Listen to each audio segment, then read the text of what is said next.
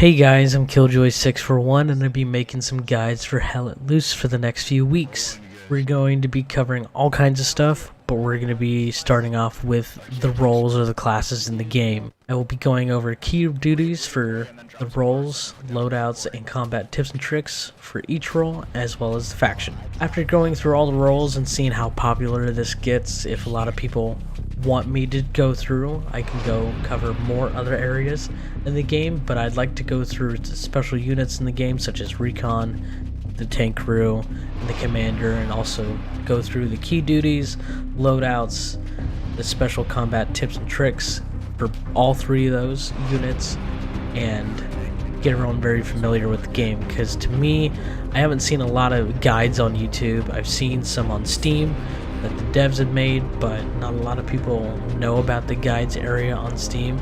I actually didn't know about it until I first started really getting into Arma, but some people just don't like reading, so I was like, let's make a video. I think that would be covered very well, very easily, and get everyone jumped into it. Without further ado, we're going to start with the very basic, the Rifleman.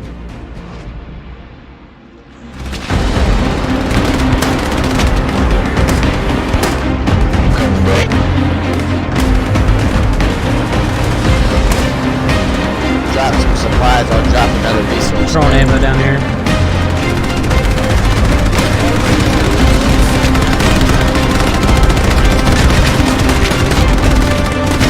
Throw grenades, got it.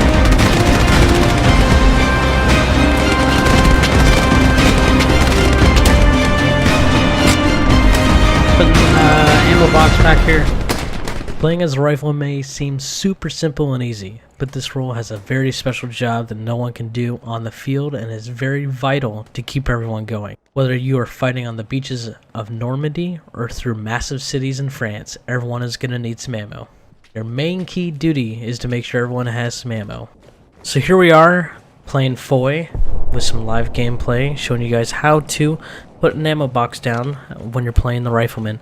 All you gotta do is find some level ground. Sometimes hills work, sometimes don't. It will let you know for sure because the box will be grayed out. But once it's green, you can hold down left click and you can place it and the little icon will show up. You can use your mouse wheel, or you can use the number pad or the numbers on top of the keyboard, and it'll show you and it'll let you place it down, and you can change it if you wanted to. And once you go up to it and you hit T, it will show you and describe everything, and you have 5 uses. You can use it. This guy's gonna use it. See, and he used it. He's full up with bandages and everything. The only thing that doesn't fill up again is your resupply box, which would be really silly. Now we're going to start with the Rifleman loadout, and I'm going to start with the US Rifleman. The US Rifleman has the M1 Garand semi-automatic, which I believe it has almost 20 extra magazines, so that is a lot of round to go through. 2 grenades, 2 bandages, and a small ammo box that can be used up to 5 times. The German Rifleman is very, very similar.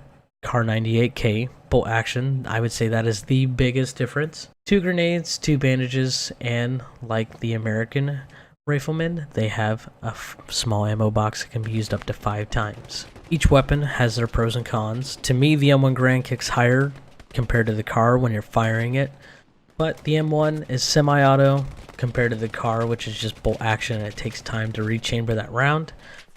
I personally like the Kar 98 better just because it seems like, to me, and everyone's going to be different, to me it seems like it's easier to aim down the sights and knowing that you're actually hitting this target, whether they're 100 meters away, 300 meters away, you can definitely tell where they're at, especially if they, say, go prone, crouch, or bolt off into a different direction so they don't get hit.